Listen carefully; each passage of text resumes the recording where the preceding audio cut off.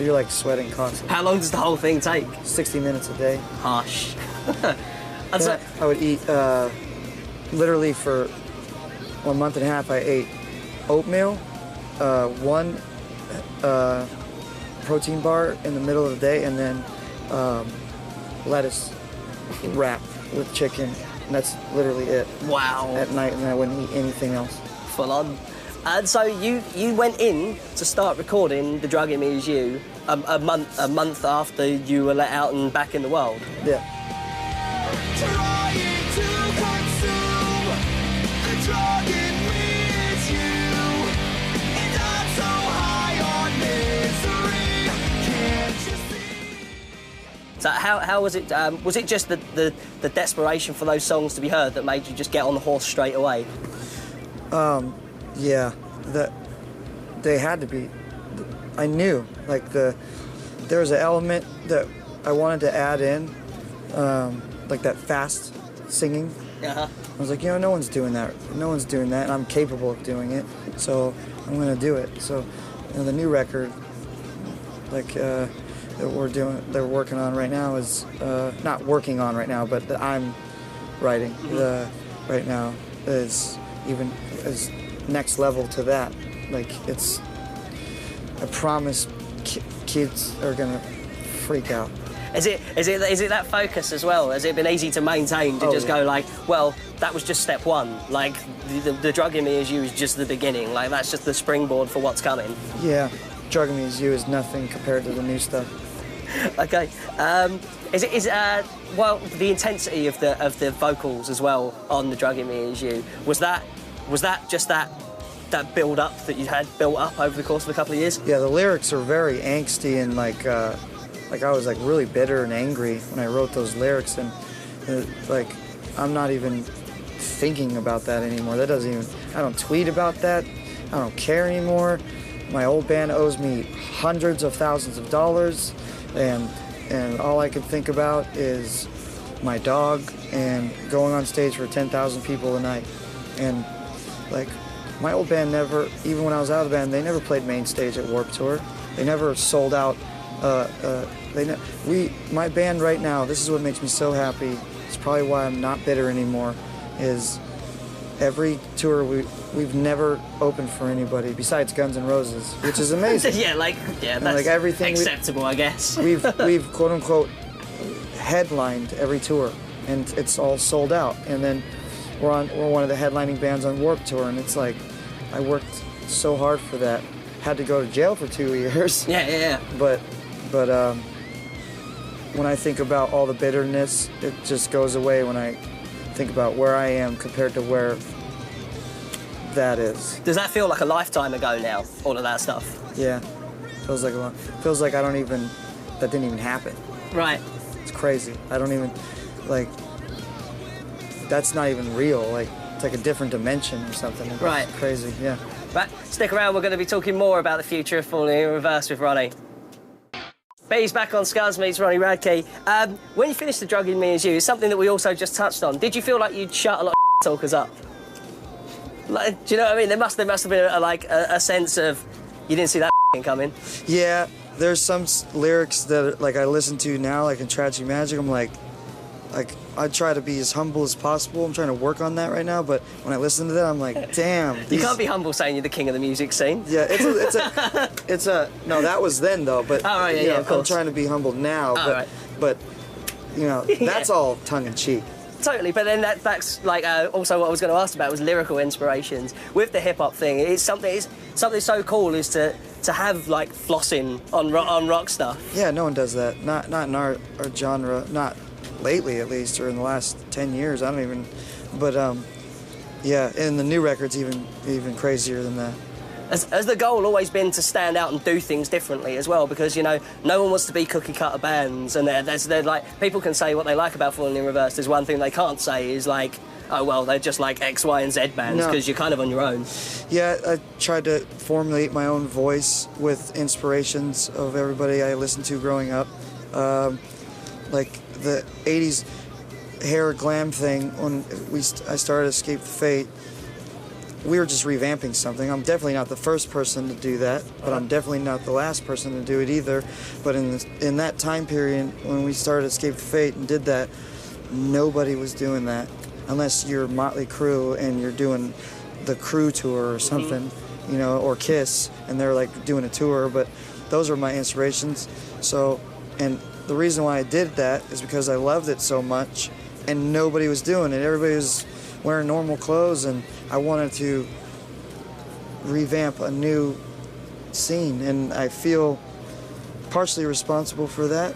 The haircut and like the Totally. Yeah. like That's not bragging. That's just telling the truth. I'm not the first person ever, not even close. But I like to feel good that when I see people that my age with the same exact haircut, that they might have had a little bit of inspiration from my band. You know? But there's something cooler than that. Like you mentioned, like Motley Crue and kind of the bands that end up on Crue Fest and that kind of thing. Yeah. But like that stuff always feels like pastiche and like it's kind of copying the past. Whereas Fall in Reverse is all about being current and cutting edge, right? Yeah, I love my hair. I have a mullet. I don't care what anybody says. Like I got these. I made these jackets that say Falling in Reverse for the entire band. Because I don't know anybody. It's like kind of like our little gang. Yeah. No one does that right now. That in our scene, at least. Or correct me if I'm wrong. I don't know. But I got gold pants on right now. I mean, nobody literally wearing these. Like, it takes a bold man to rock gold pants. I like blending like Ziggy Stardust when he reinvented himself. David Bowie. Like people freaked out. Yeah. I'm tired of wearing all black, and I just want to try to kind of bring back that Poison era and Def Leppard and Van Halen, David Lee Roth. His pants were crazy. And like something I don't think gets touched on enough that you just spoke about there is about your band being a gang. How does it feel to let people know that it's not the Ronnie show? Falling in Reverse is a gang. Yeah, they always chant Ronnie, every show, and then I have to remind them.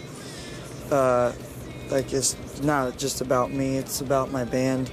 Like, I mean, Jackie is a star.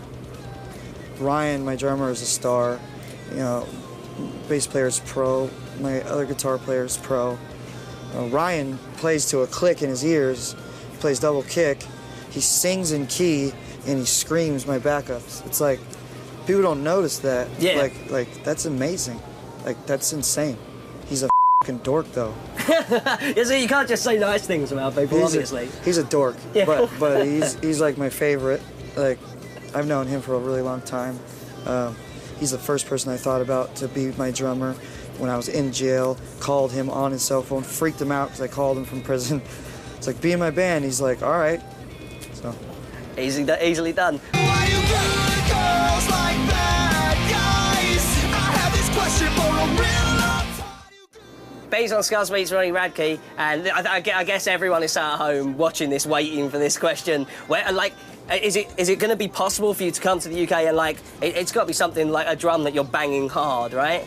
To try and make that happen. I think, yeah, it's all about, I think we just got to convince them that I'm not going to go to their country and be a bad person. I think they just need to really, which takes some time, but like, I'm going to be over there. Like, think of all the people that have already went over there. Totally. It's like, come on, I'm not doing anything that I shouldn't be doing, and I can't wait.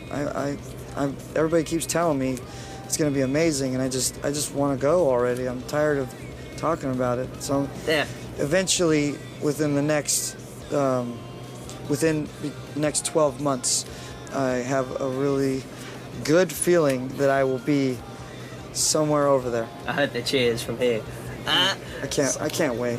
So like, is it tough that, like, there's still the little bits, the remnants of the past that's kind of still follows you?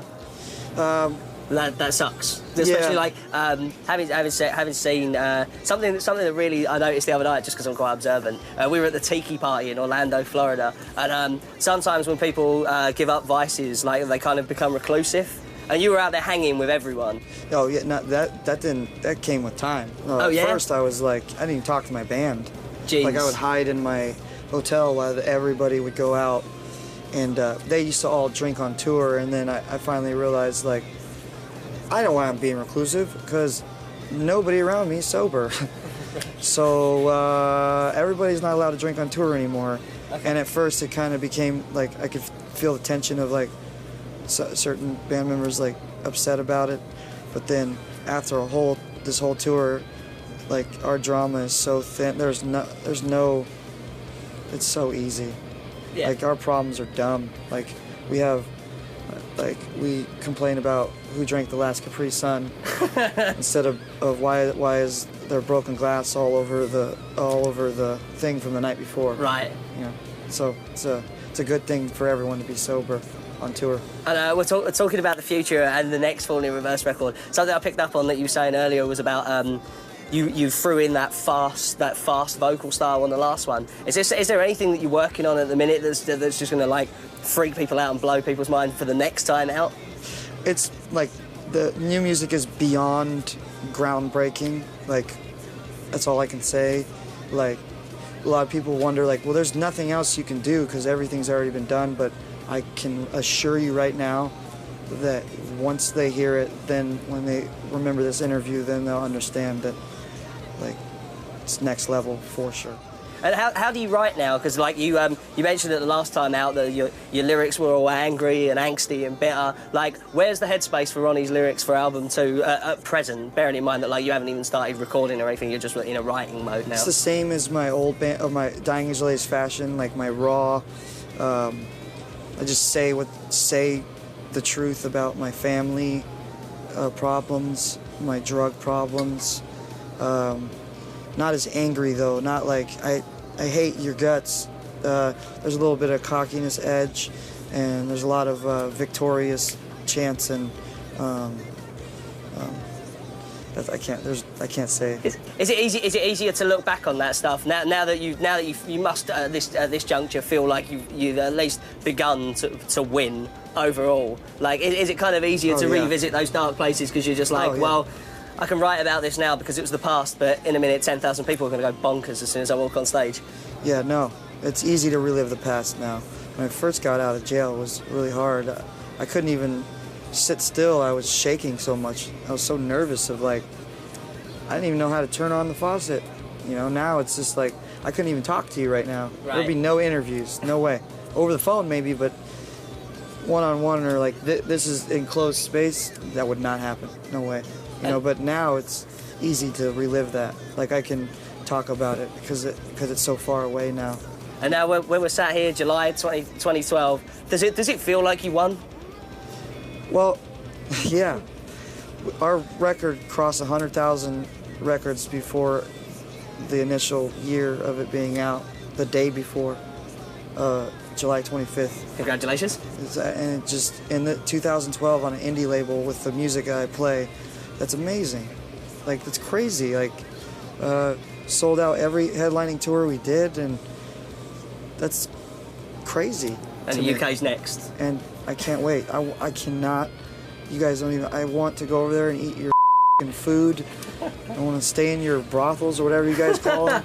I can't wait. I want to experience it so bad. Jackie tells me all the time. He's from Portsmouth. He tells me all the time that I'll love it, and like the fashion over there, the shopping is amazing. I love shopping. Well, past, present, and future. That was Ronnie Radke. That just blew my mind. I hope you enjoyed that. See you next time for another Scuzz Meets.